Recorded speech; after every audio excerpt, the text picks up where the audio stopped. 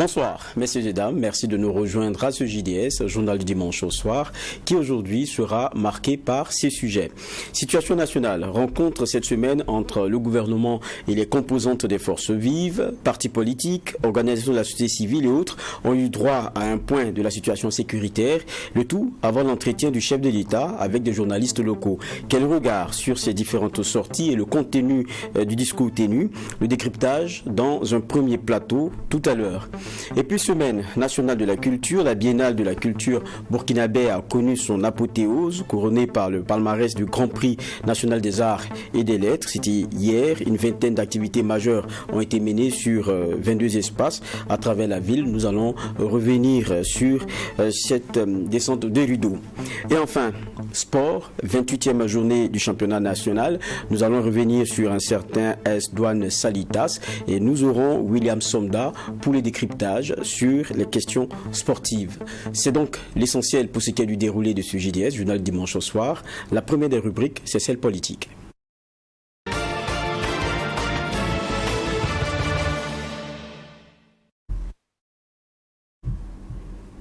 Plusieurs rencontres initiées par le gouvernement, nous le disions en entrée, mais ce qui a marqué la journée d'hier, c'est bien une sortie à l'appel d'organisation de la société civile. Plusieurs milliers de personnes ont pris d'assaut hier samedi la place de la nation de Ouagadougou. Objectif, disent-ils, c'est bien de soutenir le président de la transition, le capitaine Ibrahim Traoré, dans sa volonté de reconquête du territoire national. Les images de la mobilisation avant de revenir ici pour le premier entretien.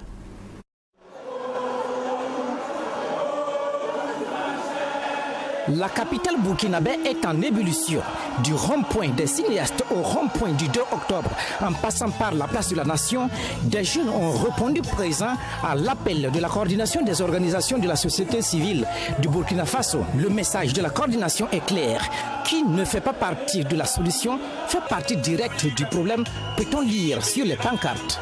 Les manifestants mettent en garde les organisations sous-régionales et internationales contre ce qu'ils qualifient d'instrumentalisation de l'opinion internationale pour saper les efforts de la transition.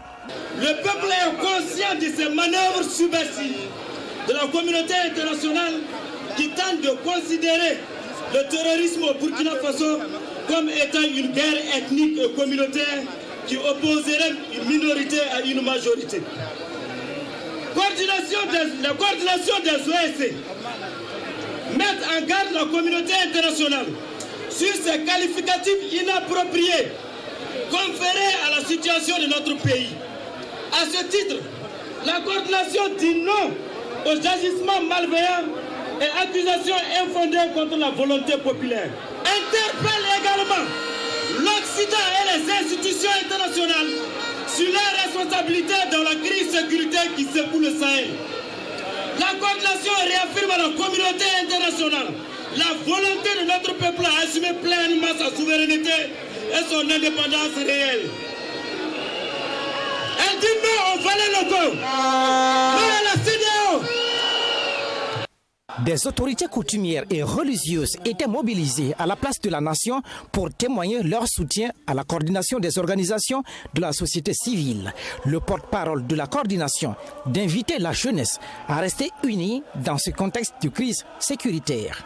Aussi, la coordination des organisations de la société civile appelle par ailleurs le vaillant peuple du Burkina Faso et toutes ses composantes à un plein engagement à l'effet de fortifier l'unité de notre peuple, c'est-à-dire rendre le peuple invincible. Elle dit également soutenir avec véhémence le courage des actions des autorités pour la stabilité et la souveraineté du Burkina Faso face à la ferveur de la rapacité de certains qui refusent à être des Burkinabés.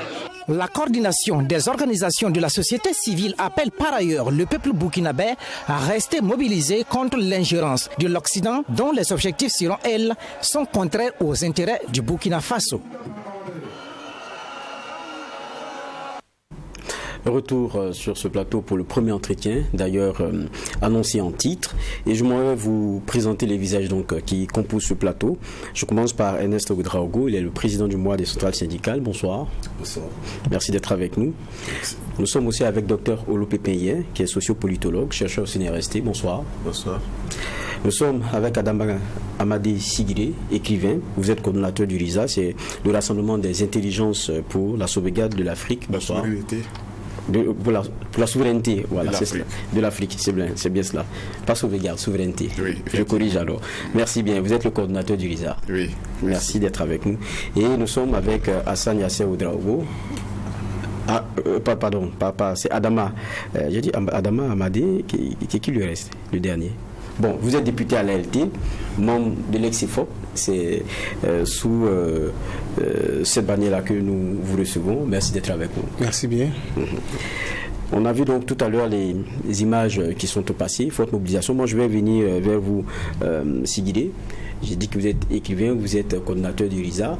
On sait que dans cette manifestation, d'abord, vous y étiez, et puis vous dites que votre mouvement était invité d'honneur. C'est bien cela? Oui, c'est bien cela.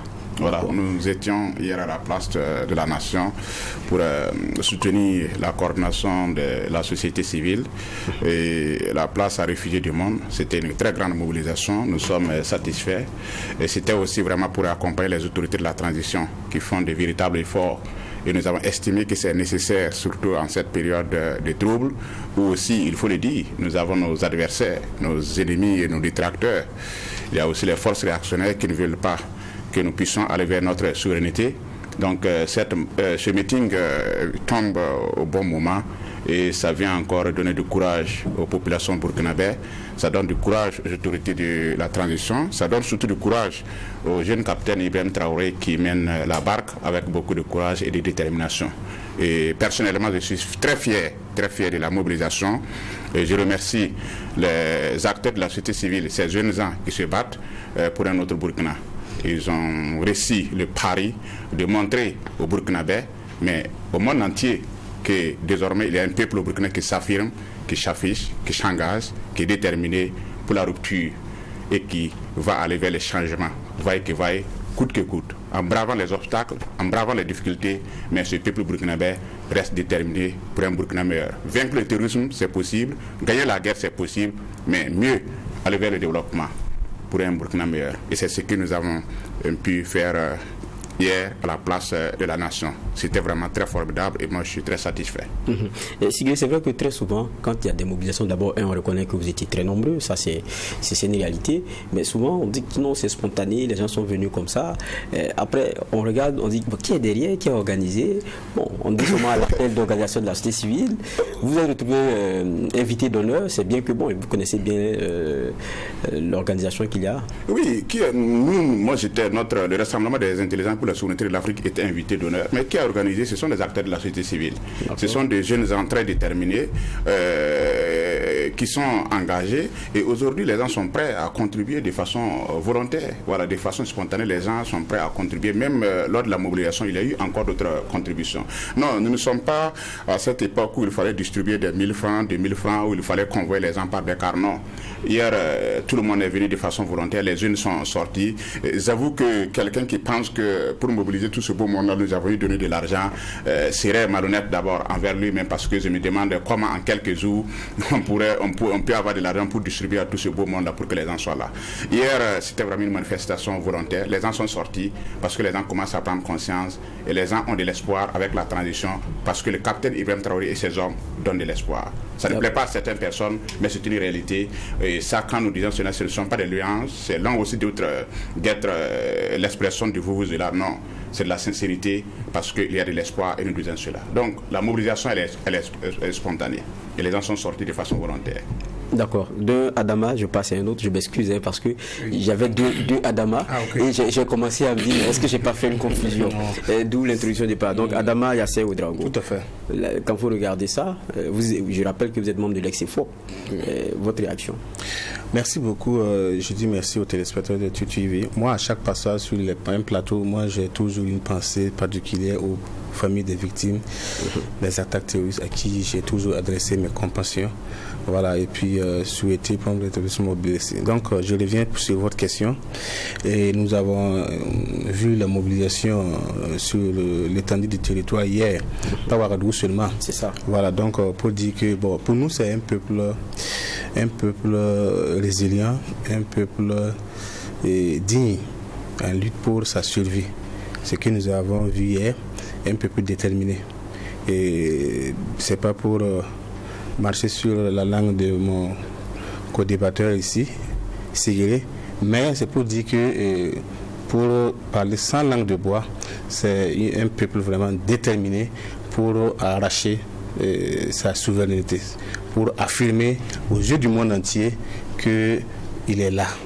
C'était le message que nous avons en tout cas pu voir à travers ces différentes manifestations sur l'étendue du territoire national. Donc pour nous, je pense que nous n'avons pas reçu une invitation particulière ou spéciale comme les amis du LISA. Mais en tant que patriotes, nous avons été aussi de la partie parce que tout simplement on parle de la sécurité, la restauration de la dignité de l'homme burkinabé. Donc en tant que patriote et pris en tout cas de bonne foi pour la cause nationale, il fallait que nous aussi on soit de la partie pour en tout cas donner de la voix à travers nos militants pour dire que voilà, c'est le moment, il faut que nous soyons unis. En fait, je pense que c'est l'objet principal, l'unité. Voilà, donc je pense que 48 heures ou 72 heures qui ont précédé cette mobilisation, vous avez vu que les partis politiques ont été rencontrés par le gouvernement. Le message est clair, restons ensemble pour pouvoir bouter l'ennemi hors de notre pays. D'accord. Des rencontres sur lesquelles on va revenir tout à l'heure, c'était le premier tour de table. Docteur Le Pépin Yen, je rappelle que vous êtes sociopolitologue. C'est une vraie marée humaine, hein. C'est pas qu'à Ouagadougou, comme il le précisait tout à l'heure. Bobo Dioulasso, toutes les autres grandes villes de l'intérieur, en tout cas, ont vu cette manifestation-là. Vous, quelle lecture vous en faites? Parce qu'il y a un discours aussi qui est, quoi qu'on dise, centré sur un individu qui est le président de la transition. C'est parce qu'il a un capital sympathique très fort, c'est la nation, ou bien c'est parce que peut-être c'est quelqu'un qui aujourd'hui incarne des valeurs que les gens ne voyaient pas depuis. Ok, merci. Bon, je pense qu'à plusieurs reprises, sur ce même plateau, et même au temps du MPSR 1, et j'avais estimé que l'une des grandes insuffisances donc, de la lutte pour la reconquête du territoire, et c'était le manque de leadership au niveau national. Et aujourd'hui, avec ce qui se passe, je peux me permettre de dire quand même que le leadership tant attendu est là, et même confirmé. Et un leadership qui devrait mettre le peuple en mouvement. Je l'ai dit ici. Et aujourd'hui, je pense que c'est ce que nous sommes en train de constater, où quand même le capitaine Ibrahim Traoré incarne un certain leadership. Et ce leadership crée la confiance au sein des masses, et c'est ce qui permet de mettre les masses en mouvement. Voilà. Parce que la guerre nécessite aussi une mobilisation populaire. Et comme je le disais tout à l'heure avec mon ami Adama, la guerre nécessite une division du travail de la guerre. Donc il y a ceux qui sont spécialisés dans le maniement des armes, mais il y a aussi ceux qui doivent tenir en haleine les masses, mobiliser autour donc de la question nationale, autour donc de la question de la guerre, autour de la question de la reconquête du territoire. Donc du coup, et à partir de cette manifestation, ce qui m'a le plus tiqué, c'est la diversité des acteurs. Je me suis rendu compte, entre les premiers moments où on voyait un groupe de jeunes panafricanistes tenir des meetings, et parfois même scolastiques, mais quand même des meetings de conviction, de soutien au MPSR, cette fois-ci, ce que j'ai pu constater à travers les différentes marches qui se sont déroulées, c'est qu'il y a eu une diversification des acteurs. Je parle de diversification des acteurs parce que j'ai vu ici des chefs coutumiers et des personnes même de troisième âge, des personnes âgées qui étaient dans la manifestation et qui étaient en liesse et qui ont pris même la parole pour apporter leur soutien. Donc, ce qui me permet de dire que la base sociale du MPSR est en train de s'élargir. Et ce qui témoigne donc de la confiance que les masses accordent donc à cette transition. Et parce que les autorités de la transition ont incarné un certain espoir, comme il a dit. Et ils ont incarné un certain espoir parce qu'ils ont fait preuve de sincérité envers les masses, envers le peuple.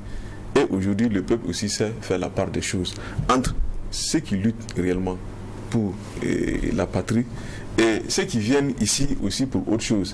Et ce qui me permet de dire, même quand on écoute des discours du président, aujourd'hui, il a fait de la présidence un poste de combat. Et non un poste de jouissance et de réjouissance, comme on l'a connu dans notre histoire politique avec certains acteurs politiques. Donc, du coup, c'est ce qui permet donc, en tout cas, de créer une sorte, je dirais, une influence dynamique au sein des masses et qui crée la mobilisation et le soutien aujourd'hui tant attendu pour accompagner les forces de l'ordre, les forces de défense et de sécurité et les FDS dans la reconquête du territoire national. Donc voilà ce que je peux dire par rapport à cette manifestation. D'accord. Je termine le tour des tables avec Ernest Ouédraogo. Je rappelle que vous êtes le président du mois des centrales syndicales. Exact. Voilà. Vous avez tous observé, comme tout le monde, la mobilisation qu'il y a eu à Ouaga comme ailleurs. Oui. Les syndicats que vous êtes, est-ce que vous y étiez? Non. Pas en tant que syndicat, je veux dire.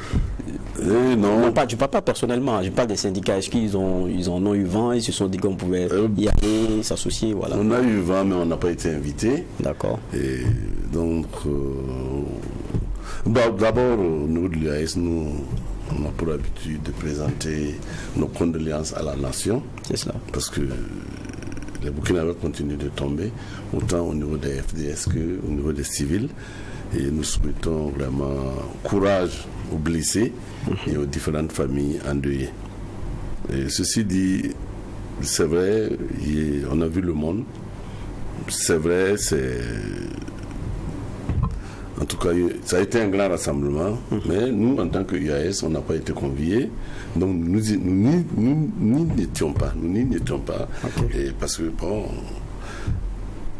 nous pensons que ça va être sincère et que ça ne va pas être le culte de la personnalité et que vraiment ça contribue à ce que le Burkina sorte de là où nous sommes. Et nous disons cela parce que nous pensons au niveau de l'UAS que le populisme ne peut pas nous faire gagner cette guerre, loin de là. Il faut véritablement un travail et il faut rassembler. Personne ne doit rester sur les carreaux parce que cette guerre, elle est très sérieuse. Et je pense qu'aujourd'hui, ceux qui sont aux affaires ne l'avaient pas compris au départ. Certains d'entre eux ne l'avaient pas compris au départ parce que nous avons vu leur comportement et depuis 2016 jusqu'à aujourd'hui. Et nous pensons que aujourd'hui, effectivement, ils doivent faire un travail pour amener tous les Burkinabés. D'accord. Mais vous employez, je ressors le mot pour ne pas le dénaturer ou quoi que ce soit. Vous avez dit populisme. Pourquoi populisme? Populisme parce que nous pensons que certaines communications frisent vraiment un peu du populisme parce que ce n'est pas mobilisateur, ce n'est pas rassembleur. Et ces communications-là, nous devons vraiment nous en départir. Quel type de communication? Vous parlez de quoi? La manifestation en elle-même? Non, pas de la manifestation en elle-même. Bon, quand on suit un peu les médias, on suit les interventions et même la dernière rencontre avec le gouvernement. D'accord. Nous allons aborder, bien sûr. Évidemment, on va l'aborder dans le détail. Mais je ressors aussi un autre terme, mais là, ça va me permettre de revenir vers vous, Sigiré. Le culte de la personne. Ça ressorti tout à l'heure lorsque je posais la question aussi à l'OPP. Il n'y a pas répondu. Mais j'ai dit, toute la communication aussi est axée sur un individu, sur la personne du président de la transition. Et on a comme l'impression que c'est d'abord ça, et alors qu'il y a une question de nation, il y a une question de combat, ça va au-delà aussi de sa personne. Mais que voulez-vous? Est-ce qu'il est interdit dans une famille de dire que les chefs de famille dirigent bien? Tout comme quand ils dirigent mal aussi, on dit qu'ils dirigent mal. À la tête de cette nation aujourd'hui se trouve le capitaine Ibrahim Traoré, qui a décidé de faire la guerre. Je ne vois pas ici de culte de la personnalité. Je vois ici un sentiment de reconnaissance, de gratitude. Et c'est tout à fait normal. Nous sommes en guerre depuis 2015. Il y a eu le régime de Roch, je ne vais pas revenir sur ça, comme on nous demande de tenir un discours assemblée, nous allons nous efforcer pour tenir ce discours-là. Mais quand même, il faut reconnaître que Roch, avec son régime, ces gens-là avaient... Roch Kaboré, et merci beaucoup, Roch Kaboré avec son régime, il avait des choses qui ne marchaient pas. Après, nous avons vu Damiba, qui, comme mon ami docteur Ien dit, n'a pas su incarner un leadership qui rassemble. À la tête d'une nation, aujourd'hui comme le Burkina Faso, une nation en guerre, on a besoin d'un leader. Et c'est ça qui nous a manqué depuis 2015 jusqu'à aujourd'hui. Le capitaine Ibrahim Traoré est venu depuis sa prise du pouvoir, il a pu incarner ce leadership-là. Que voulez-vous? Si les gens sont reconnaissants aujourd'hui, si les gens, pour ce travail qui est fait, j'estime que c'est tout à fait normal. Il n'y a pas de culte de personnalité. Il n'y a pas non plus de populisme. Le populisme, il est où? Des gens se battent pour reconquérir le territoire. Les gens sont sortis pour encourager des autorités qui sont dans un moment très difficile. Ici, c'est un combat de communication et dans toutes les guerres, elles se passent comme ça. Nous avons des soldats qui sont sur le front, nous avons nos VDP, mais il faut qu'ils aient le moral au top, comme disait l'autre. Et pour qu'ils aient ce moral au top, ce sont les populations des villes qui doivent se mobiliser pour montrer qu'ils sont avec ces soldats et ces VDP-là. Ce n'est pas du populisme. Le discours que nous avons tenu hier, oui, je suis tout à fait normal, je suis un consultant en management. Je reconnais qu'il y a eu quelques écarts de langage, peut-être, oui. Mais aussi, c'est tout à fait aussi normal que les jeunes disent qu'ils ont peut-être des adversaires, que nous avons des ennemis, qu'il y a des forces réactionnaires. Ce n'est pas du mensonge, c'est la réalité. Il y a des gens qui ne veulent pas que ça marche. Donc, dans tout cela, résumé, grosso modo, je ne vois pas où se trouve le culte de personnalité, je ne vois pas non plus le populisme. C'est une population déterminée, ce sont des jeunes gens, ce sont des patriotes déterminés à rompre et à aller vers la victoire. Et c'est tout à fait normal. Les passions s'affirment, les passions sont aussi un moyen aussi pour aller vers la guerre. Et pour gagner la guerre. Et l'exercice de la passion en période de guerre, ce n'est pas seulement ici au Burkina Faso. Lors de la Deuxième Guerre mondiale, les pays européens sont les pays qui ont mis en place plus les passions. Parce que, comme Hegel l'a dit, rien de grand ne s'est accompli sans passion, le bien comme le mal. D'accord. Voilà. On l'aura compris, mais rapidement, parce qu'on a le cœur du sujet. Par rapport à ça, bon, je pense qu'il a repris un peu ce que j'avais dit quand vous dites que je n'ai pas répondu à la question. J'ai parlé ici de leadership incarné. Et j'ai dit ce qui a manqué.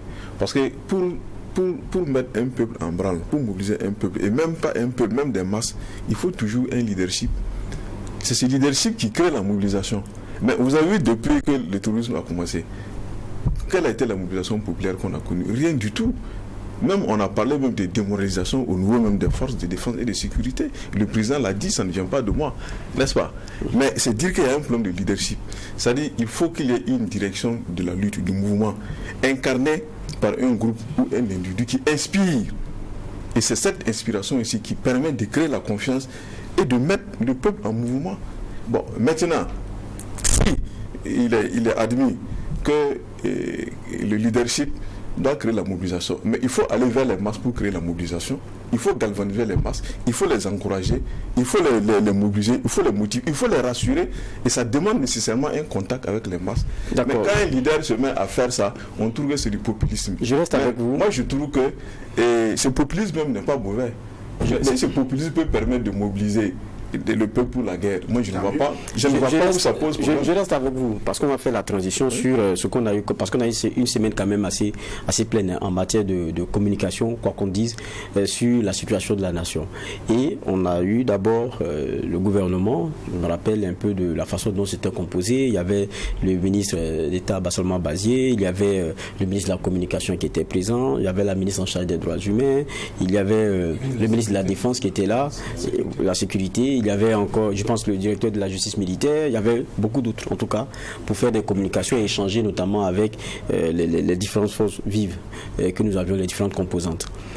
Ça, c'est une question de généralité avec vous. Et dans le détail, je vais aller avec les autres parce que je pense que vous avez pu prendre part à ces discussions-là. Ça vient cette semaine, mais on ne peut pas enlever de la tête, ça je viens vers le sociologue, karma.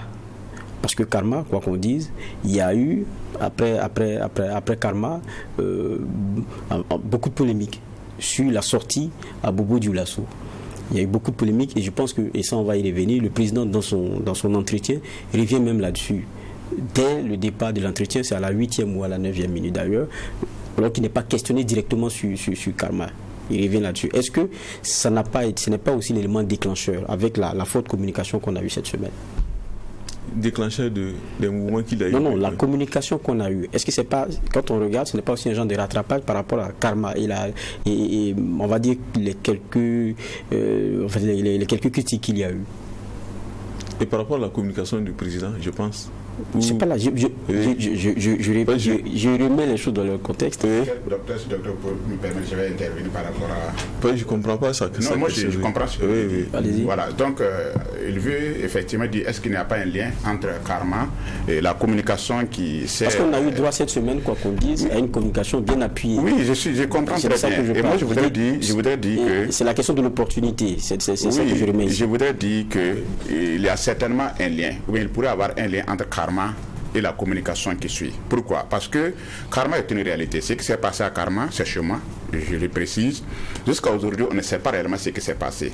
Est-ce les terroristes qui ont tué les populations à Karma ou est-ce nos forces de défense et de sécurité? On ne sait pas. Jusqu'à présent, il n'y a pas quelqu'un pour nous établir la preuve. Je reprécise peut-être ma question. Oui. Quand je dis Karma, pour moi, ce n'est pas l'incident lui-même. C'est la gestion communicationnelle de l'incident après. Mais ce que je suis en train de dire, la gestion communicationnelle de l'incident a fait que des gens ont voulu profiter de Karma pour saboter notre travail. Et ça, c'est une réalité. Quand Karma s'est passé, on a très vite accusé nos forces de défense et de sécurité. Je suis de Karma. Moi-même, plusieurs fois, des gens m'ont appelé, voulant que je communique pour dire que ce qui s'est passé à Karma, ce sont nos forces de défense et de sécurité qui ont eu à commettre cet acte. Je leur ai dit, je ne peux pas, parce que je n'étais pas là-bas. Je regrette. Mais qui vous a contacté pour un dessin aussi noir? Non, mais ce sont les populations d'Yatenga qui m'ont contacté, qui m'ont dit que c'est que dès les premiers moments, je n'ai pas voulu croire, mais à un certain moment, je me suis rendu compte que c'est une réalité. Et nos ennemis, nos adversaires, les forces réactionnaires veulent profiter de ça pour nous déstabiliser. Donc, ils ont engagé une communication anti-transition. Et nous sommes au courant. Nous les suivons, nous les connaissons.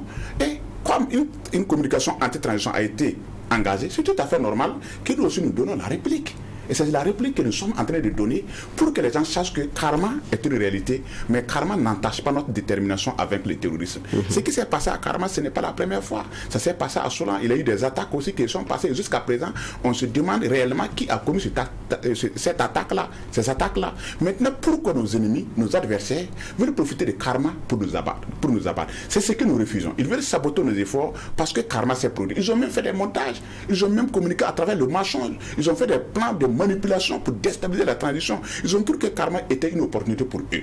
Et nous voulons leur montrer que malgré que Karma s'est passé, même les populations de Wayugia, hier sont sorties à la place de la nation à Wayugia. On m'a appelé pour me dire qu'il y a une grande mobilisation à Wayugia pour soutenir la transition. Donc les gens ont compris à Wayugia qu'est-ce qui s'est passé à Karma. On va encore tenter de mettre la lumière dessus pour savoir ce qui s'est passé. Mais ce qui s'est passé à Karma n'entache en rien notre détermination à vaincre le mal. Et ce qui s'est passé à Karma n'est pas la faute du président Ibrahim Traoré. Il reste un homme patriote, il reste déterminé, et c'est pour montrer à nos ennemis que cette communication qu'ils ont entamée là, c'est un cul-de-sac, c'était, comme on dit, ça n'a pas de sens et ça ne peut pas aller loin. Voilà, donc je pense que je comprends, je reprécise encore la question. Karma s'est passé et pour beaucoup, il a fallu attendre une semaine pour avoir un communiqué imprimé du gouvernement.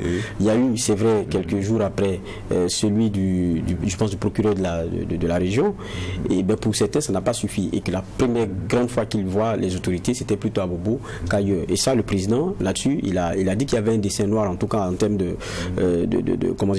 d'éléments fomentés derrière ça. Il a eu longtemps le temps de l'expliquer, mais je dis, est-ce que la communication aussi à laquelle on a droit la semaine, ça ne vient pas aussi comme pour corriger un peu un certain nombre d'éléments? Bon, pour corriger, je ne sais pas si c'est pour corriger, mais comme il a dit, moi je vois ça comme une réplique. Ok. Voilà, une réplique et aussi une stratégie défensive.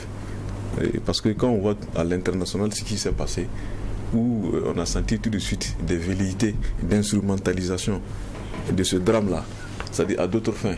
Et quand on commence à sortir des concepts lourds tels que le génocide, et même on voit des autorités européennes qui appellent la communauté internationale et à prendre ses responsabilités, et même des velléités même d'envoyer des troupes autres. Donc tout de suite, on a senti ici, à travers ce drame de Karma, il y a comme une offensive qui est en train d'être lancée contre le peuple burkinabé et la transition.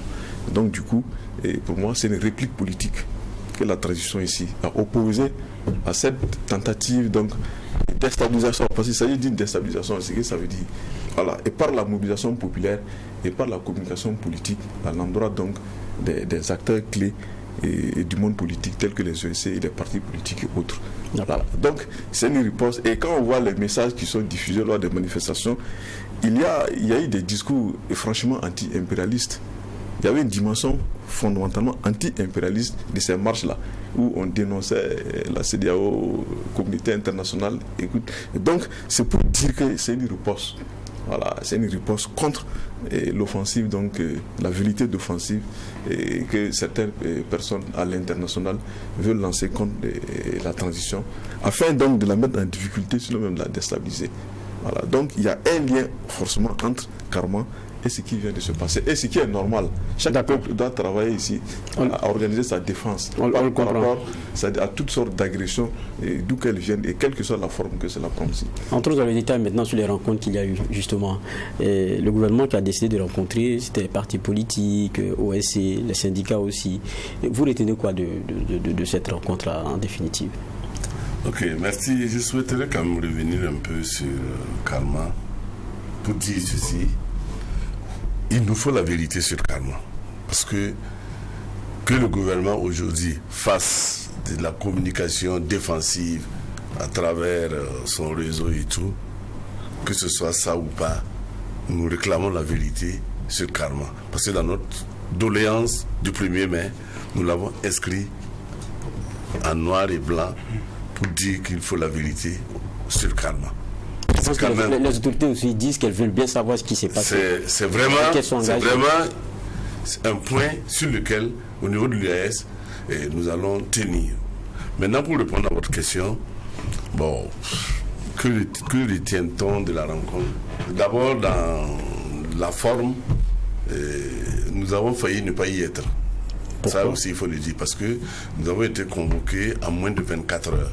Et vous savez, l'UAS, le fonctionnement de l'UAS est tel que quand on y va en tant que UAS, ça veut dire qu'on a l'adhésion de toute l'équipe. Sinon, les gens peuvent aller après en entité.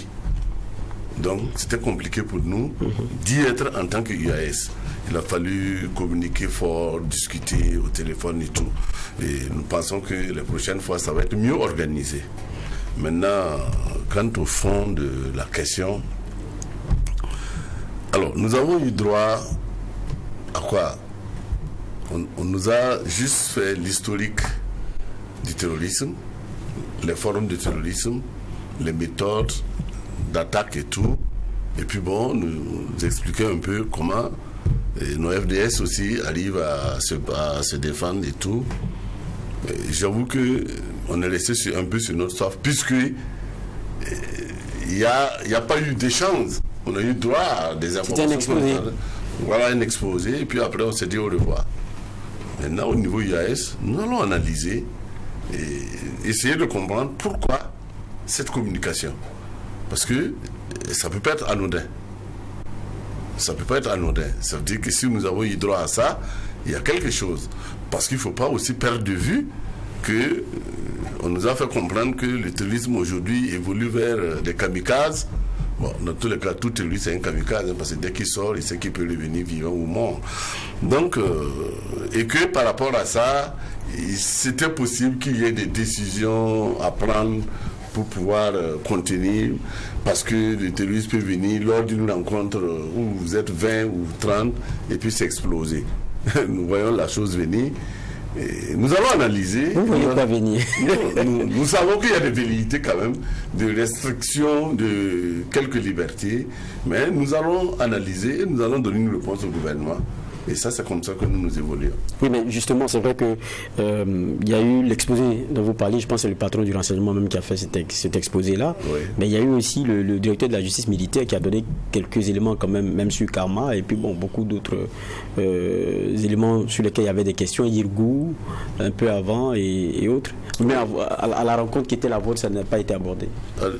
Bon, ils ont parlé de Karma, mais jusqu'à l'heure où nous sommes, nous ne pouvons pas dire c'est nos FDS. Non, c'est des terroristes. Bon, mais l'enquête suit son cours. Il y a eu des auditions, ça, ils l'ont dit de façon claire. Nous attendons que l'enquête livre vraiment son contenu. D'accord. On revient vers vous, Adama Yassé Ouedraogo. Oui. Il rappelle que vous êtes de l'ex-CFO. Vous aussi avez été rencontré par ce que je citais, délégation du gouvernement.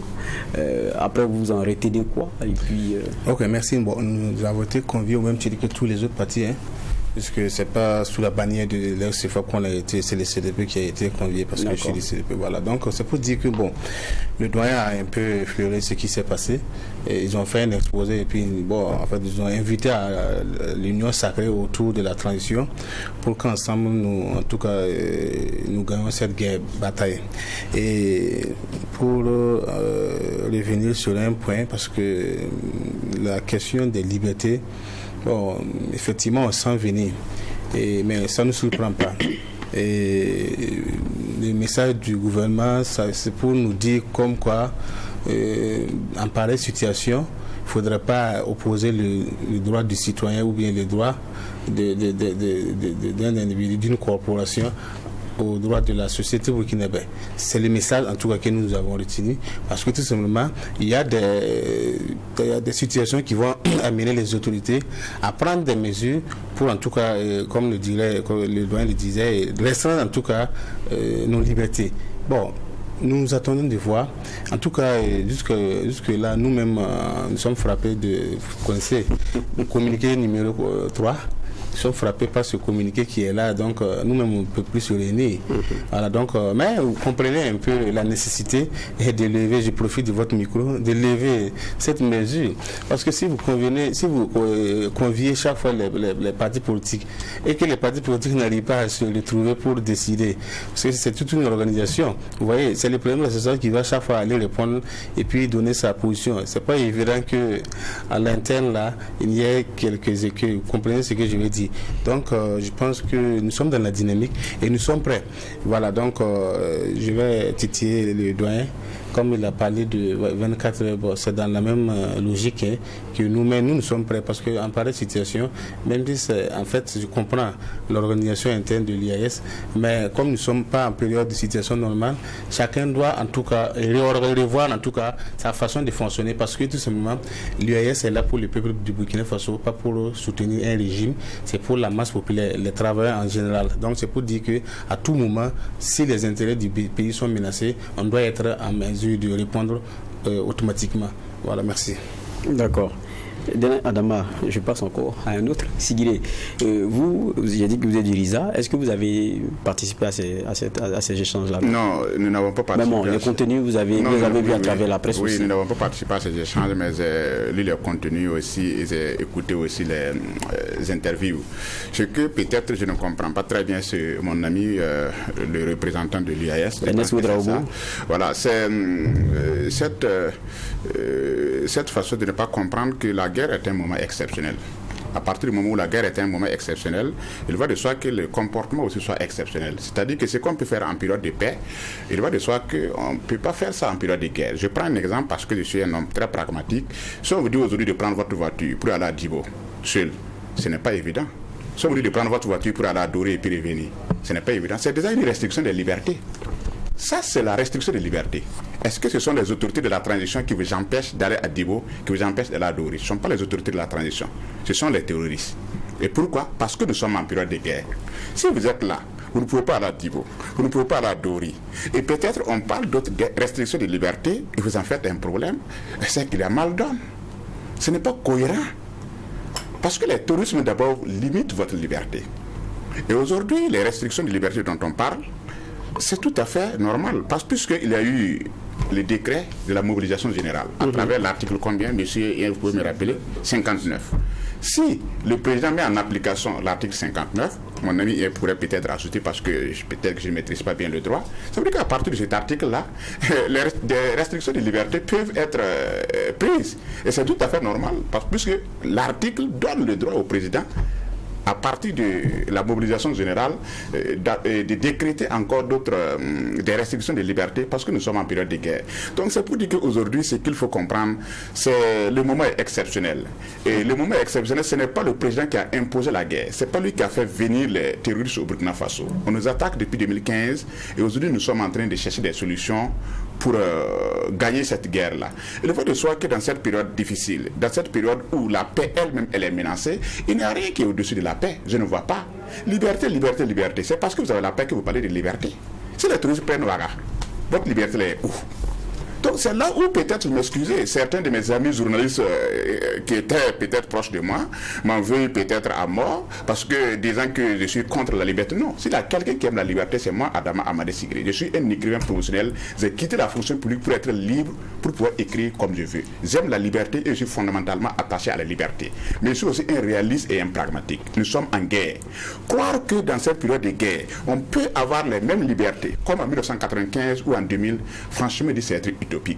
Je pense que la rencontre entre le président et les structures politiques et les structures syndicales, c'est simplement pour exposer la réalité. Effectivement, ils ont dit que ça n'a pas été un échange.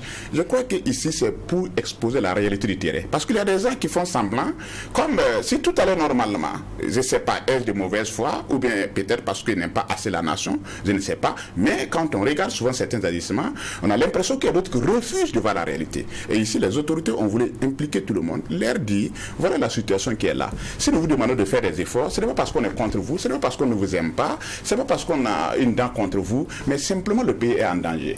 Mettons-nous ensemble, sauvons sauvons le pays, on retourne vers la paix, et après, les exercices de liberté, bon, on en reprendra tout à fait normalement. Mais quand je vous écoute, j'ai l'impression que quand vous dites liberté comme ça, c'est... Bon, les libertés sont connues et identifiées. Quelles sont ces libertés-là qui freinent qui freinent cette guerre-là? Peut-être que si on va pas à pas, peut-être qu'on peut comprendre ce qu'on peut mettre dans un panier et ce qui peut servir aussi de prétexte.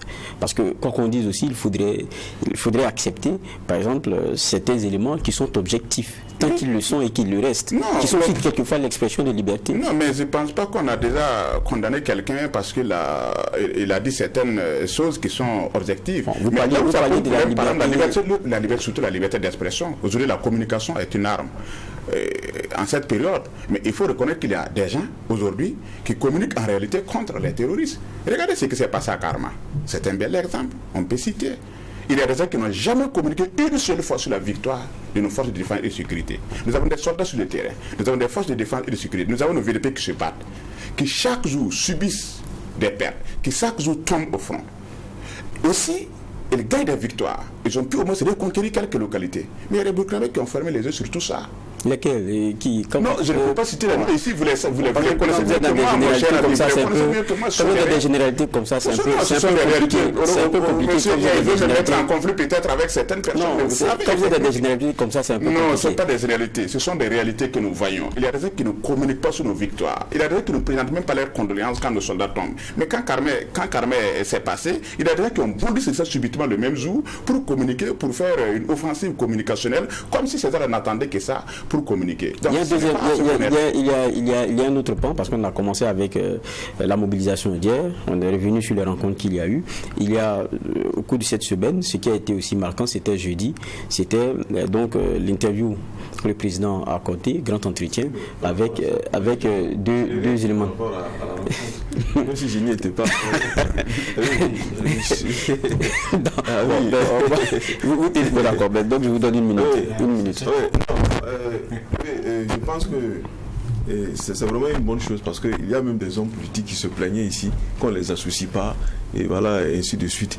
Donc pour moi, je fais partie de ceux en tout cas qui militaient en faveur du maintien donc du dialogue avec la classe politique et notamment non, j'ai dit ce que j'ai dit. Je parle du maintien du dialogue. Voilà. Et là, ici, le gouvernement allait vers la classe politique, les forces vives, pour communiquer. Maintenant, est-ce un dialogue ou pas? Moi, je n'étais pas là-bas. Mais toujours est-il qu'il fallait garder la communication avec la classe politique. Parce que dans la classe politique, il y a des hommes d'État quand même qui ont une expérience de la gestion du pouvoir qui peuvent aussi, du moins, apporter leur expérience dans le contexte difficile dans lequel nous sommes. Donc, ce n'est pas tout le monde. Voilà. Il y a des gens qui ont des expériences en matière de... Maintenant, là où moi je peux le prendre, je l'ai déjà dit, mais il ne faudra pas limiter ces rencontres-là à l'élite, à la classe moyenne, à la petite bourgeoisie, comme on le dit. Quand on regarde là, c'est l'élite. Mais c'est une minorité au sein de la population. et les autres. Mais c'est les différentes composantes, hein. On connaît comment elles sont, comme elles étaient identifiées. Donc c'est qu'il y a des représentatifs. Le gouvernement ne rencontrera pas tous les Burkinabés. Je pense que c'est ça aussi le principe de la représentativité. Le gouvernement ici est structuré. Il est aussi important de passer ce même message aussi aux paysans qui sont majoritaires et qui sont des paysans parfois oubliés même dans des campagnes abandonnées et qui subissent, c'est-à-dire les dures réalités, qui subissent même les affres même de cette insécurité. Et moi, je pense qu'il faut aller aussi vers trouver le moyen d'aller. Même les jeunes ont été rencontrés. C'est pour ça que je parlais des différentes composantes. Voilà. Ça s'est fait mercredi et jeudi. C'était un véritable marathon. Toutes ces composantes ont été rencontrées. Oui. Moi, je pense aussi ça participe aussi de cela. Ce sur quoi je voulais qu'on achève nos discussions, c'est bien la sortie du président, l'entretien de jeudi. Ça permet à tout le monde de le regarder au moins. Ça, c'est important et ça a permis que des questions lui soient posées et celles qui étaient très attendues et qui taraudaient dans l'esprit des gens, qu'il y ait un début en tout cas d'éléments donnés directement. Et on va venir donc à cet entretien. Je reste avec vous, l'OPP, pour ne pas risquer de faire un tour de table et puis de ne pas vous avoir. D'accord. Donc concernant justement cet entretien, il y a beaucoup de questions qui sont ressorties. J'avais parlé de la communication, j'avais parlé de karma, il y a beaucoup d'éléments, même la guerre elle-même, il dit quelque chose d'intéressant. Et ça aussi, c'est toujours dans le début. Il lui a été rappelé que la guerre n'avait pas été commencée. Est-ce qu'elle a commencé? Il a dit c'est une introduction. Je ne sais pas si c'est le terme. Ça, vous comprenez? Parce qu'il s'est expliqué un peu là-dessus. Oui, je pense que c'est le deuxième grand oral du président, si je me trompe. Voilà, et cette fois-ci, bon, quand même, ça a été indirect, comme on le dit, un entretien indirect, par rapport à la première où c'était en différé. Voilà, et là, non, si vos informations sont bonnes, c'était pas indirect. Ok. Voilà, donc peut-être que peut-être je n'ai pas la bonne information. Et voilà, sinon, j'étais un moment où j'ai reçu l'information sur mon WhatsApp. Okay. Mais dans tous les cas, le président a fait un entretien avec les journalistes, un grand oral, et ce qui est une bonne chose. Et je pense qu'à travers ça, on a quand même appris beaucoup de choses. Parce que l'essentiel des échanges avec les journalistes tournait autour de la question sécuritaire. Et donc, un domaine privilégié donc, du chef de l'État, puisqu'il est un combattant et un militaire, donc c'est son domaine privilégié. Et ce qui permet de dire quand même qu'il y avait une maîtrise des sujets et qui était là. Et il nous a beaucoup éclairé, comme je l'ai dit. Et maintenant, là où peut-être je peux dire que j'aurais souhaité que le président peut-être soit plus précis. Voilà, c'est quand, par exemple, il a dit clairement qu'on avait des alliés stratégiques et avec lesquels on arrivait quand même à avoir de l'équipement militaire pour nos FDS, tel qu'il a cité la Russie, et il a cité la Turquie et aussi la Corée du Nord, et qui nous avait même fourni des armes depuis 1985 et qui sont toujours d'utilité jusqu'aujourd'hui. Voilà. Et maintenant, les journalistes aussi ont abordé la question, donc la coalition internationale, voilà, qui travaillerait contre le Burkina ou du moins qui serait contre le Burkina. Je pense que c'est une reprise donc, de l'expression du ministre de la Défense. Et effectivement, le président a dit non, et que lorsqu'on analyse et on observe, il suffit d'analyser et d'observer. Moi, je pense qu'il faut aussi désigner, c'est-à-dire que ces acteurs-là, pour que nous puissions savoir qui sont réellement nos vrais alliés. Alors, il a cité ceux qui nous accompagnent dans la lutte contre le terrorisme en matière de coopération militaire et d'équipement. Mais ceux qui nous torpillent, ceux aussi qui nous mettent les bâtons dans les roues, ceux aussi, celles qui font preuve d'une hypocrisie au plan international. Et en même temps qui viennent pour nous donner ici des leçons de démocratie et des droits de l'homme. Or, ce sont eux-mêmes qui s'organisent de manière souvent sournoise pour même nous empêcher de mener le combat qu'il faut pour nous libérer. Et là aussi, il est intéressant qu'on sache quels sont ces acteurs. Moi, quand je discute avec mes amis européens, mais c'est ça qui revient sur la table. Mais vous dites les Occidentaux, mais c'est qui les Occidentaux? Dites-nous c'est qui. On sait qu'avec la France, vous avez des milliers, mais les autres c'est qui? Mais ne mettez pas tout le monde dans le même panier. Voilà ici le problème qui revient. Donc, et je comprends toute cette diplomatie. C'est vrai que ça peut être peut-être sensible sur le plan diplomatique de le faire. Mais moi, je pense que le peuple aussi a besoin de savoir qui sont ses vrais alliés et ses faux alliés. Voilà. Dans un combat, il faut savoir qui est avec nous et qui n'est pas avec nous. Donc, c'est à ce niveau-là que je trouve que le président pourrait être plus précis pour nous permettre, en tout cas, de comprendre. Parce que nous, qui sommes des spécialistes dans le domaine des chercheurs et dans le domaine politique, nous avons besoin de ces éléments précis.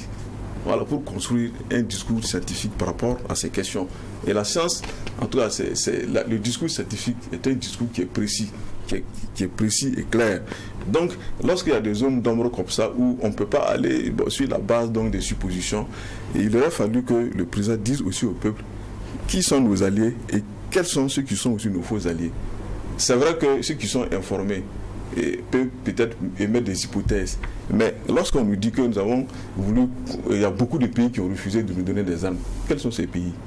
Nous aussi, nous avons besoin de connaître quels sont les pays qui refusent de nous donner les armes. Puisqu'ils ont cité les pays qui nous donnent les armes. Mais et ceux qui refusent de nous les donner, on ne les a pas cités. Là aussi, nous aimerions connaître quels sont ces pays.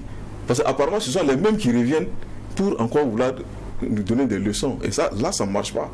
Et le président même l'a dit, mais il y en a qui refusent de vous donner, de vendre des armes.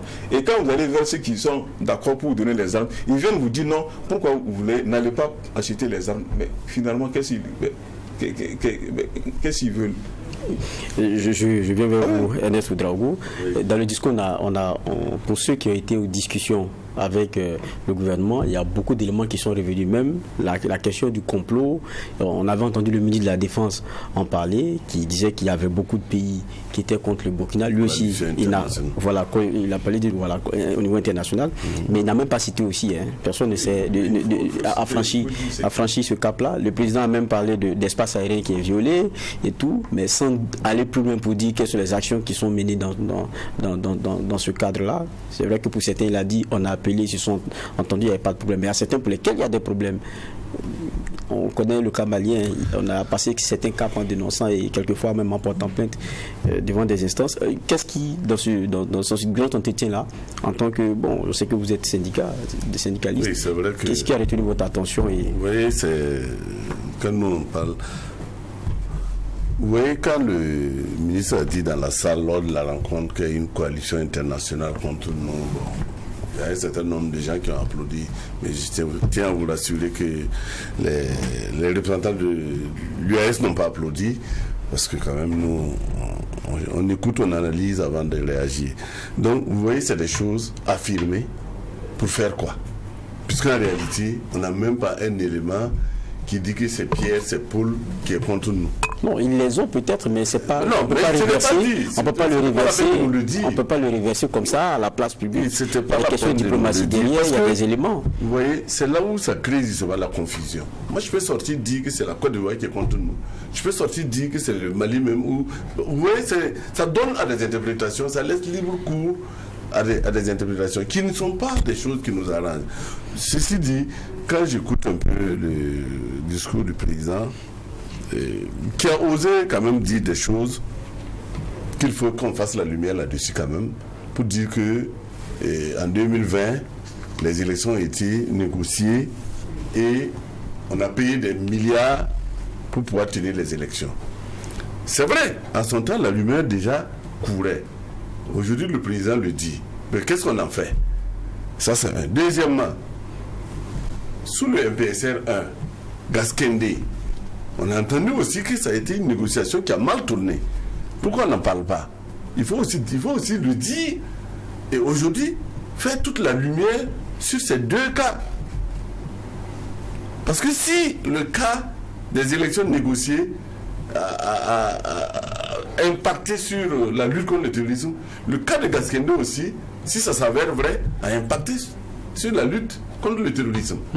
Voilà. Donc, je pense que dans la communication, quand même, il va falloir revisiter certaines manières de faire, parce que c'est pas très évident que ça nous donne des résultats que nous attendons.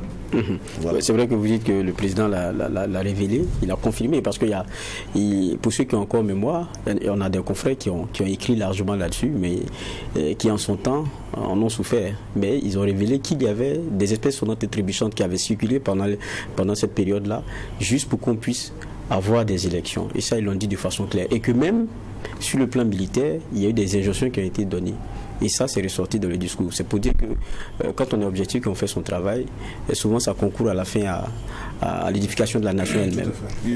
Allez-y sur ce que vous avez retenu de ce. Oui, moi, c'est clair, le président, il n'est pas passé par 4 chemins sans complexe. Il a dit, comme les jeunes le disent, il a été direct. Et c'était le couronnement d'une offensive communicationnelle du gouvernement pour la semaine. C'est lui qui devait boucler la boucle, comme on le dit. Donc, il s'est adressé à son peuple. Donc, tous les sujets pratiquement qui ont été abordés lors des rencontres précédentes avec les forces vives sont revenus à cette interview. Donc, pour moi, ça y va de soi que le président prenne la parole pour en tout cas dire la vérité dans cette lutte qui a été imposée à notre pays. Et ce que j'ai retenu également, c'est que le président, sans calcul politique partisan, il est resté dans la logique d'un homme déterminé, et il appelle son peuple à l'union autour en tout cas des FDS et des VDP pour que le Burkina Faso puisse redresser la pente. Et grosso modo, je ne vais pas entrer dans les détails, ce que les gens ont entendu par rapport à cette question des élections de 2020. Nous, ce n'est pas nouveau parce qu'on suit l'actualité dans ce pays. Il n'a fait que reprendre ce qu'une certaine presse avait révélé en son temps. Et ça a valu ce que ça a valu en son temps. Il n'a pas repris cela. Il a dit, avec les expériences qui sont les siennes, lorsqu'il était quelque part, et ce qu'il a vu. Donc, c'est pas seulement ce que le journal a dit, non, c'est ce qu'il a constaté, qu'il a partagé. Oui, c'est pour dire que c'est... Bon, en fait, une partie de ce qu'il a dit avait été, en tout cas, révélé par... je ne vais pas dire le nom du journal, mais on avait quand même des informations à son temps que les élections sont en train d'être, comment dirais-je... et monnaie entre griffes, parce que tout simplement les touristes là réclament leur part et les prisonniers ont été libérés. Et le président est revenu sur ça, mais quand il disait, moi je sentais un président en tout cas sans complexe, parce que c'est une vérité. Donc, s'il y a la vérité, il faut accepter la vérité. Ce qui est là, les politiques souvent sont en train de vouloir être dans la langue de bois pour pouvoir faire passer des... Non, lui, il a dit ce qui, en bon militaire, il a dit ce qui s'est passé. Il dit de ne plus répéter ça quand on lui a posé la question par rapport à la négociation. Parce que c'est sur cette question qu'il est revenu. Parce qu'on sentait un président qui était vraiment, il n'était pas d'accord sur cette façon de faire en 2020. Mais ça, je pense que plus d'un a entendu le message passé par le président. Je pense que... Vous êtes l'homme politique sur cette table-là. Et il faut dire que cette partie d'échange-là, ça vous charge au maximum. Parce que la politique que vous êtes, à la fin, quand on regarde, parce que ce discours, au moins, ça vient confirmer, je le dis encore, ce qui avait été écrit en son temps, c'est que, parce qu'il faut des élections, le politique était prêt à tout, jusqu'à donner de l'argent à celui qui va venir après attaquer les Burkinabés. C'est dire, en définitive, on va dire c'est financier. Il faut avoir le courage d'employer les termes. D'une certaine façon, ce terrorisme-là. Et il lui dit, ils ont pris les sommes, venir les narguer. Et quand, en son temps, c'était été appelé parce qu'il y avait ceci ou cela, des Burkinabés étaient dans des problèmes, on a dit non, n'intervenez pas parce qu'il faut qu'on fasse des élections. Je ne vous coupe pas, monsieur. Mais pour le politique que vous êtes, c'est pas votre honneur. Mais je vous comprends, mais je pense que ne caricaturez pas cela comme ça. Moi, je suis politique, mais d'un autre cas, j'étais de l'ex, il faut que vous l'avez si bien dit. Donc, je n'organisais pas, moi, je n'étais pas au pouvoir, j'étais dans l'opposition. Et tout ce qui a été dit, nous n'avons pas été associés à quoi que ce soit. Moi, j'étais aussi fort avec le président Edi Kouboyo pour dire que ça nous a surpris. Donc, c'est pour dire que, en fait, effectivement, le politique, dans son, entièreté, à sa responsabilité, effectivement, qui est engagée. Mais, bon, vous voyez, c'est ça aussi, on voit aussi la valeur des hommes d'État. C'est-à-dire que je ne suis pas là pour juger de l'honnêteté de quelqu'un qui a été aux affaires à un moment donné par rapport à la confiance que le peuple que le peuple avait placée en lui. Mais c'est pour dire tout simplement que ce que le président a dit la dernière fois en tout cas, et nous devons en tout cas prendre ça avec beaucoup de le sérieux qu'ici, parce que tout simplement ça ne fait pas honneur ce qui a été dit. Effectivement, moi en tant que politique, et on dit que c'est les politiques un politique qui a fait ça pour pouvoir, en tout cas, rien que pour le fauteuil, moi je pense que parce que le fauteuil est là pour le peuple. Mais si c'est pour avoir le pouvoir pour le pouvoir, en tout cas, moi, je suis... Mais en même temps, on parle du politique, mais il faut dire aussi que ça éclabousse la hiérarchie militaire d'alors. Parce que quand on cantonne les militaires dans des camps pour ne pas qu'ils aillent agir, je ne pense pas que cela se fasse sans l'assentiment ou l'aval de cette hiérarchie. L'autorité... Je termine une phrase. C'est pour dire que même l'autorité militaire est assujettie à l'autorité politique. Point. D'accord, allez-y. Merci beaucoup. Moi, je crois que le président a livré un entretien sincère et naturel. Peut-être que ce que les gens demandent au président, d'être un homme politique. Le président n'est pas un homme politique. C'est vrai que la politique exige de la diplomatie. Ça fait souvent le machange en politique. Voilà, je ne dirais pas que la politique c'est le machange, mais Laurent Gbagbo a dit que la politique est une science proche de la sorcellerie. C'est pas moi qui ai dit ça, c'est Laurent Gbagbo. Donc, mais le président ne connaît pas, ce n'est pas un homme politique. Quand vous écoutez l'entretien, c'est un homme sincère qui dit ce qu'il pense en toute sincérité. Sur d'abord une coalition internationale contre le Burkina Faso. Écoutez, c'est une réalité. Peut-être que le président n'a pas cité de nom, mais tout le monde sait aujourd'hui que la France, moi je vais citer le nom, comme je ne suis pas le président, moi je peux le faire. La France et ses acolytes. Peut-être citer les noms si vous avez des éléments. Non, les éléments, la France et ses acolytes nous attaquent. Regardez même ce que les médias français font. Et la sortie d'un député, je crois, d'un député de l'Assemblée nationale française contre le Burkina Faso. Le journal Libération qui publie... Mais en même temps, vous entendrez aussi plus de paroles d'hommes politiques français, de personnes à l'Assemblée nationale qui défendent aussi une politique qui est bien différente de celle française. Donc vous ne résumez pas, par exemple. Je suis d'accord ici, mais quand je parle de la France, je parle de l'autorité, je parle de la politique française. Voilà, vous m'excusez, je parle de la politique française. Voilà. Il faut reconnaître aujourd'hui que l'Élysée, donc je vais citer le nom, l'Élysée avec à sa tête Emmanuel Macron et les hommes politiques en tout cas qui sont derrière Emmanuel Macron et nous attaquent certainement, ça c'est une réalité. Et là, c'est pas moi qui l'ai dit. C'est à travers les agissements, leur façon de faire, ça prouve effectivement que ces gens-là nous attaquent. On va analyser plutôt les réponses du président. Oui. Parce que ça, c'est le développement des Siguirés. Oui, c'est le développement, mais il y a eu une parvérité terminée aussi par rapport à cette histoire aussi de financement des terroristes en 2020. Ça aussi, ce n'est qu'un secret de polichinelle.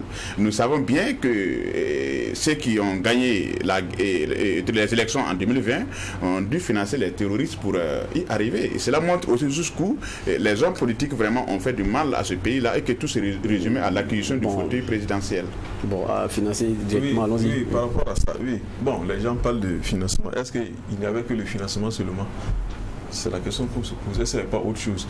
Ok, ça c'est pas un problème. Maintenant, c'est pour revenir un peu à ce que tu viens de dire, le discrédit jeté sur la classe politique, lui il a réagi. Mais je me rappelle bien, ici, je ne sais pas si tu te rappelles, j'étais face à deux hommes politiques.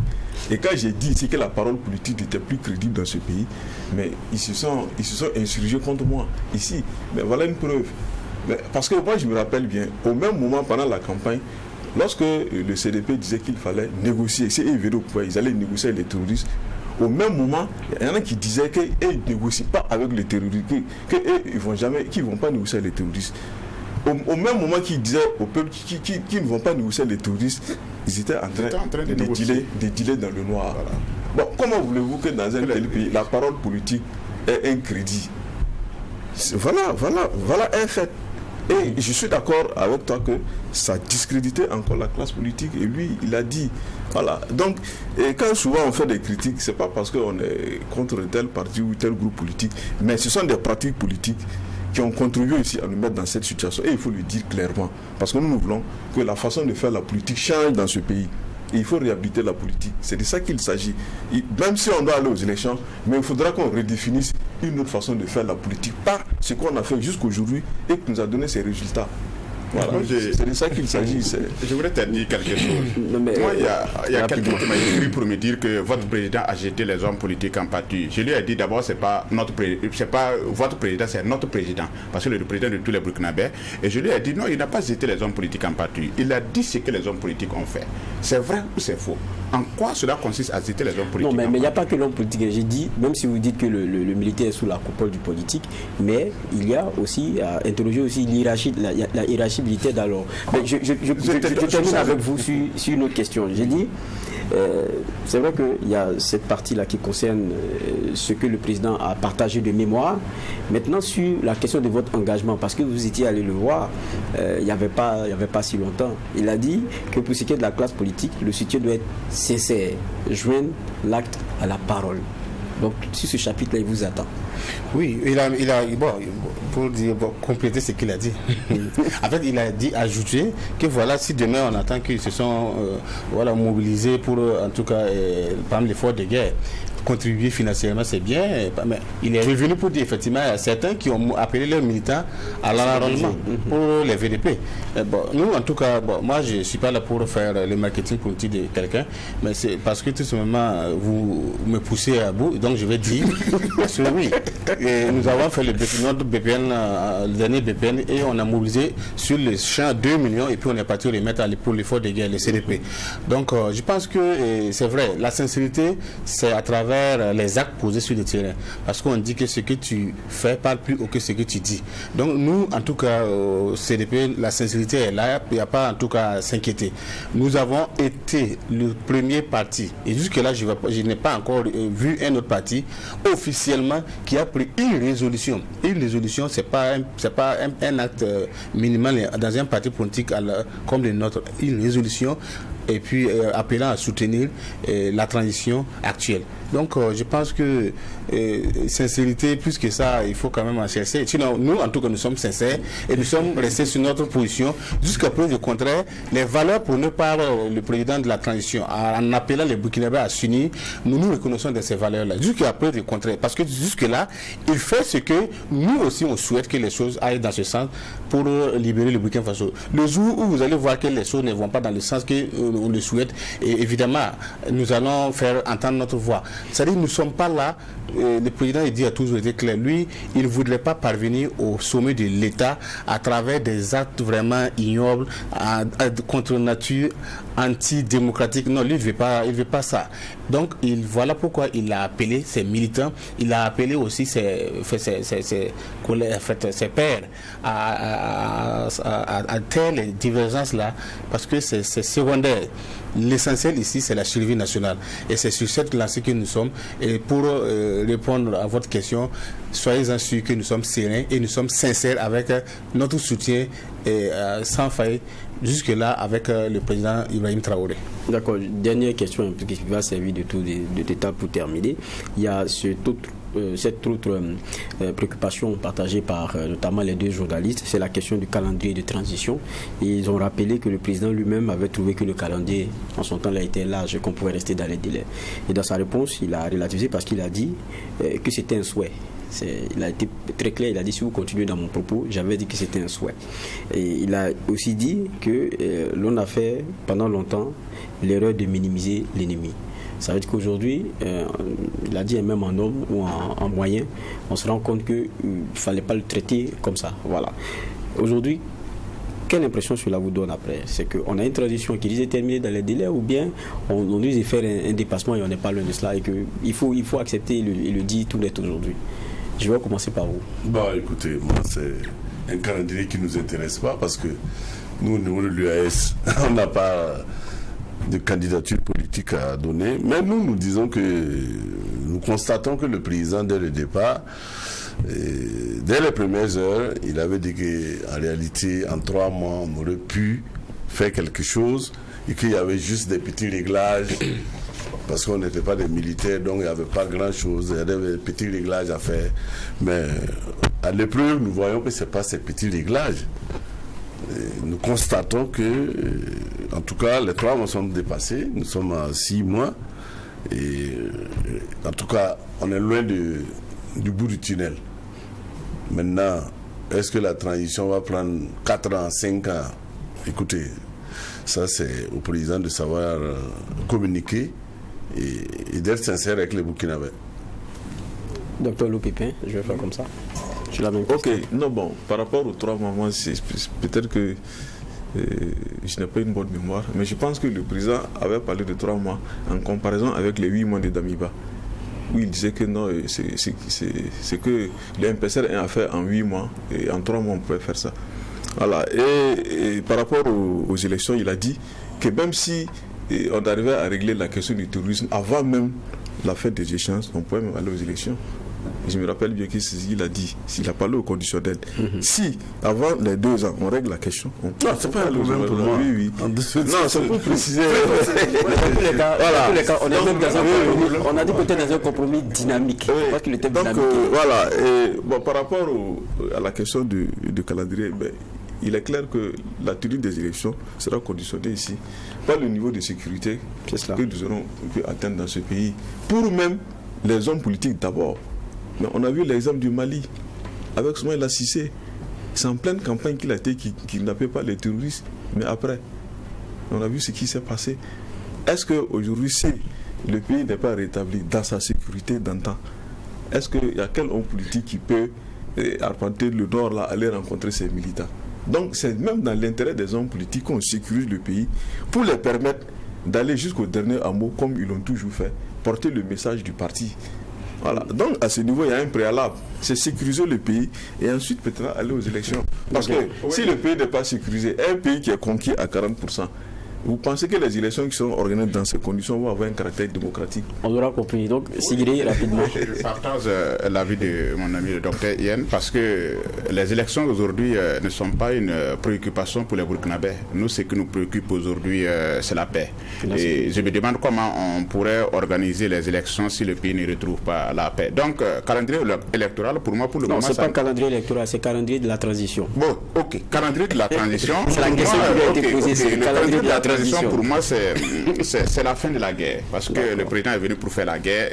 Et nous, ce qui nous préoccupe aujourd'hui, c'est la fin de la guerre. Ce ne sont pas des élections. Et pour aussi revenir par rapport à ce qu'il a dit, moi, j'entends effectivement les gens dire que le président a dit qu'en 3 mois, je vais finir la guerre. Non, le président n'a jamais dit ça. Il a dit qu'en 3 mois, on peut faire mieux que ce que l'équipe de Demiba a eu à faire. Sinon, pour être honnête, une guerre longue de 8 ans, je ne pense pas que c'est en 3 mois qu'on pourrait finir cette guerre-là. Mais depuis qu'il est arrivé au pouvoir, on sait qu'il y a des efforts qui sont fournis, on sait qu'il y a un engagement, on sait qu'il y a de la détermination. Et si les choses vont dans ce sens-là, continuent dans ce sens-là, il se pourrait que dans les mois à venir, nous puissions vraiment avoir la victoire. Je crois que c'est ce qui est important et il faut mettre l'accent sur ça. D'accord, Yassir Ouedraogo. Oui, en fait, pour dire que c'est l'espoir qui se fait vivre, comme on le dit.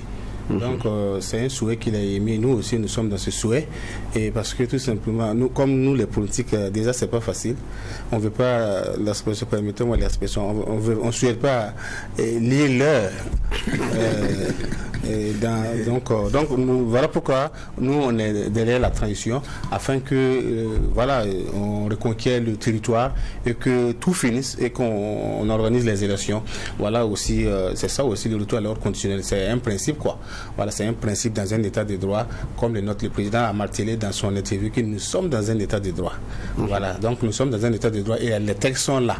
Voilà, donc aussi pour dire que tout simplement, lui-même son souhait, c'est de faire rapidement la reconquête, retrouver la paix au Burkina, redonner la quiétude au Burkinabé et répartir dans les casernes. C'est en tout cas l'objectif en tout cas que nous on voit à travers leurs actes sur le terrain. Et nous on les accompagne pour que d'ici là, les choses... Parce que le souhait là, ce n'est pas faire la guerre pour faire la guerre. Non, vous voyez, on est vraiment un peuple résilient. C'est pas facile déjà. Donc je pense que très bientôt, le Burkina Faso va retrouver son... C'est le souhait de tous les Burkinabés. Et c'est de la quiétude. Voilà. En tout cas, merci à vous, Adama Yassir Ouedraogo, d'être passé. Je rappelle que vous êtes le représentant de l'ex-CFOP. Merci aussi à vous, Adama Amadé Sigiri. Vous êtes écrivain, coordonnateur du RISA, c'est ça? Et merci aussi à vous, Dr Lepépéyen, sociopolitologue, chercheur au CNRST. Et merci à vous, Ernest Ouedraogo, président du mois de Centrale Syndicale. En tout cas, merci d'avoir porté vos éclairages sur les sujets que nous avons abordés. On va passer, nous, à une autre rubrique pour ce qui est de ce JDS, et c'est la partie culture.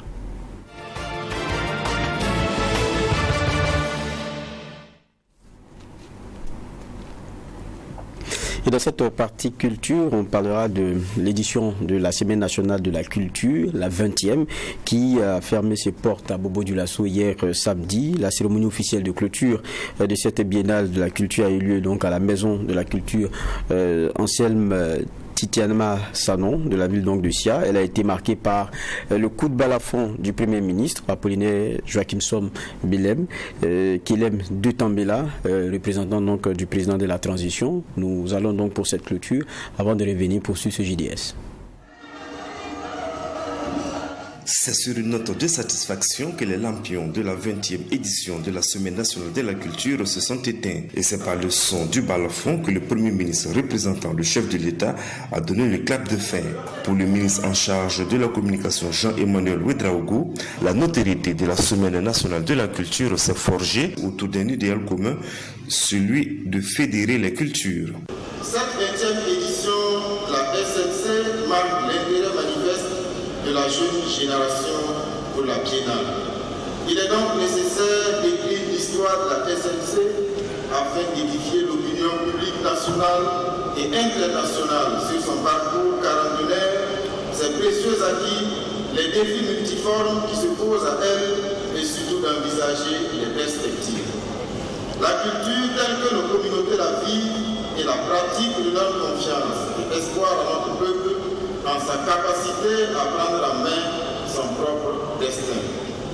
Force créatrice et expression de la diversité, la culture forge notre personnalité, à savoir l'identité burkinabé qui se modèle au contact des autres cultures dans le respect de la différence. Autrement dit, pour paraphraser un célèbre auteur de la diaspora africaine, notre culture reste poreuse à tous les souffles afin d'éviter l'enfermement. Restons donc ce que nous sommes ou redevenons ce que nous étions, c'est-à-dire humains face à la déshumanisation terroriste. La cérémonie de clôture a également été l'occasion de récompenser les plus méritants dans les compétitions du Grand Prix national des arts et des lettres. Yaya Ouedraogo a reçu le premier prix dans la catégorie art plastique. Je viens d'avoir le premier prix en peinture, c'est un sentiment de joie, très énorme. Voilà, donc vraiment les mots me manquent. Et je me dis que j'ai été préparé réellement pour ça parce que c'est dans le quotidien, c'est notre métier. Voilà, moi je pense qu'il n'y a pas d'inquiétude. C'est quelque chose qu'on a choisi, on veut vraiment aller très bien. En ce qui concerne le comité d'organisation, d'une manière générale, c'est vrai que c'est un défi. Voilà, il y a eu des petits bobos, des petits couacs à quelque part. Ça n'en manque pas, c'est les insuffisances qu'on peut corriger. Mais dans l'ensemble, s'il y a une question de donner des notations sur 10, j'allais donner 7 sur 10. Pour une première participation, les merveilles du Oué s'octroient la première place en ballet pour le jeune. Une satisfaction pour son premier responsable, Amdaï Djiga. Il faut dire que ça n'a pas été simple parce que vu que nous sommes dans le plein année scolaire avec les enfants et c'était au mois de Ramadan aussi qu'on était en train de préparer la SNC. Donc c'était pas vraiment simple avec les enfants. Donc on avait juste un peu de temps pour pouvoir travailler dur avec les enfants. C'est notre souhait. On travaille de jour et nuit pour pouvoir gagner plus de contrats, pour pouvoir participer à plus d'événements à part la SNC. La Semaine nationale de la culture, c'est plus de 600 exposants et environ 300 000 visiteurs. Les rideaux sont tombés sur cette biennale culturelle. En rappel, cette 20e édition était placée sous le thème diversité culturelle, ferment de l'unité nationale. Nous allons, après la partie culture, terminer avec ce avec quoi nous terminons. Donc naturellement, le JDS, très souvent, c'est le sport.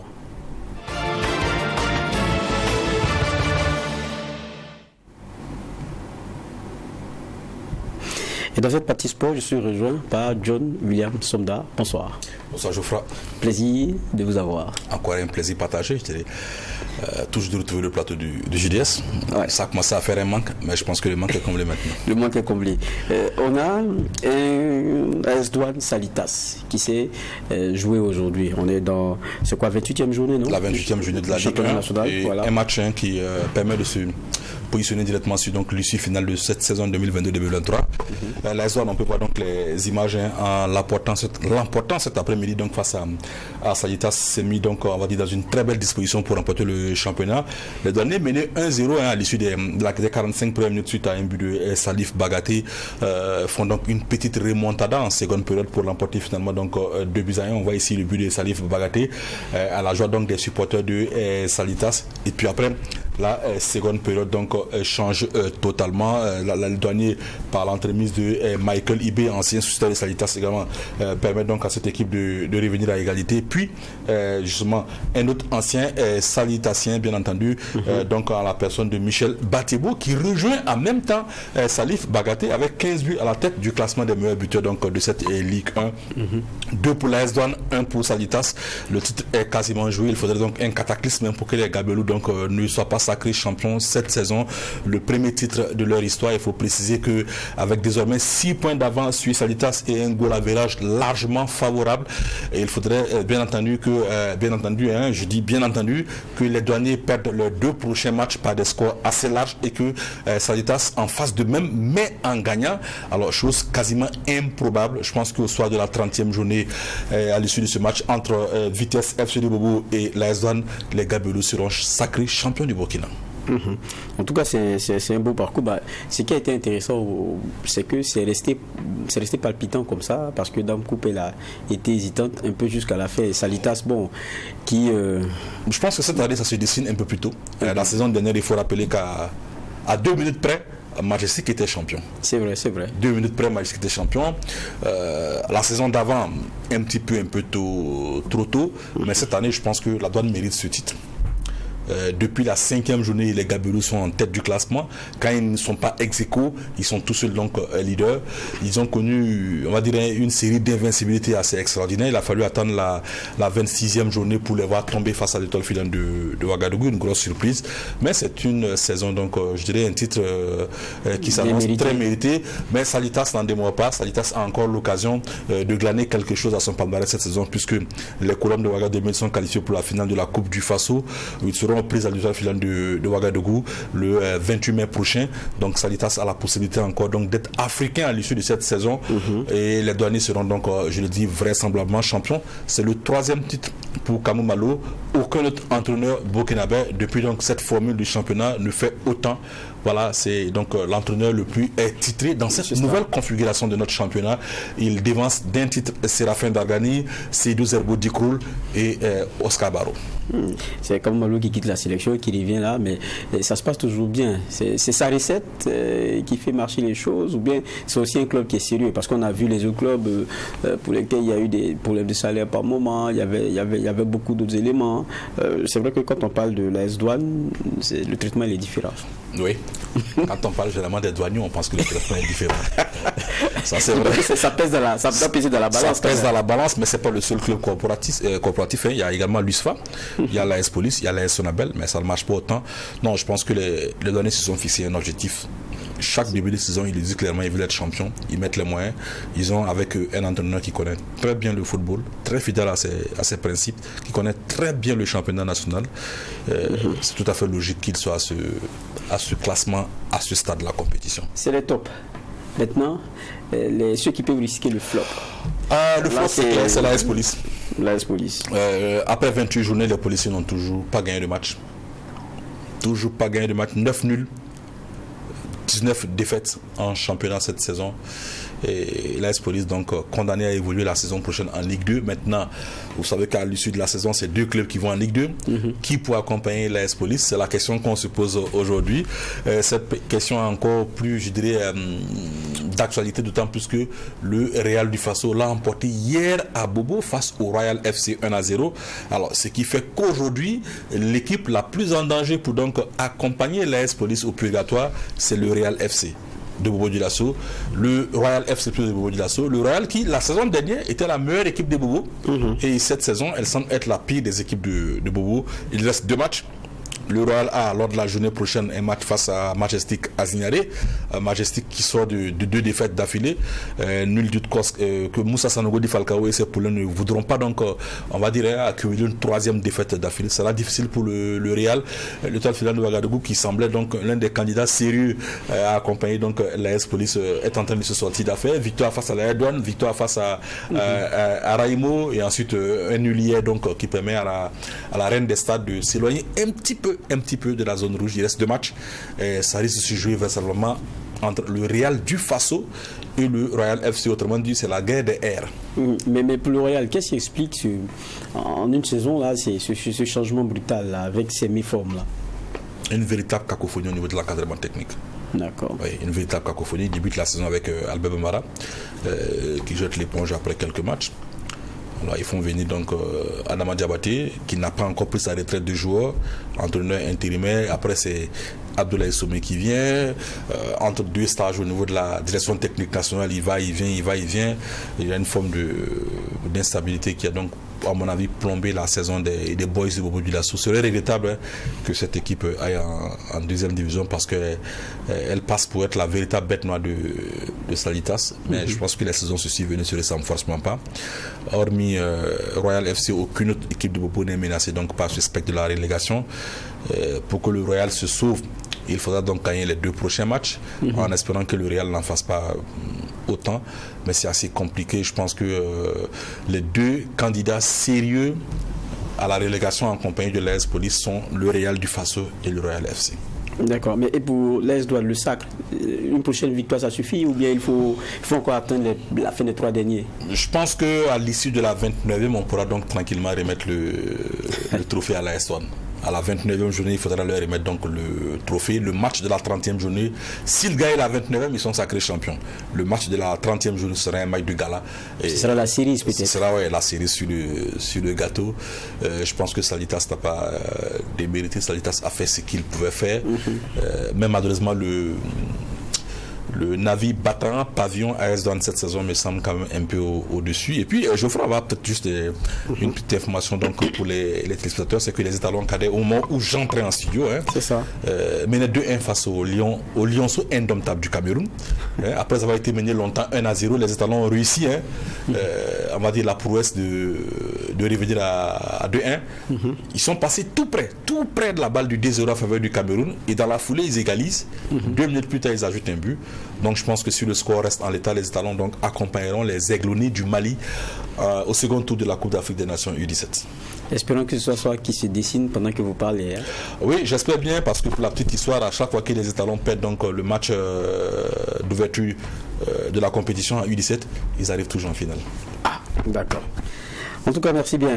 Merci, Soldat d'être passé. Oui. C'était donc le point pour ce qui est de l'actualité sportive, ce qui met aussi un point final à ce JDS, journal dimanche au soir que j'ai pris plaisir à présenter. Le programme sur True TV se poursuit. Nous vous souhaitons une bonne suite de programme.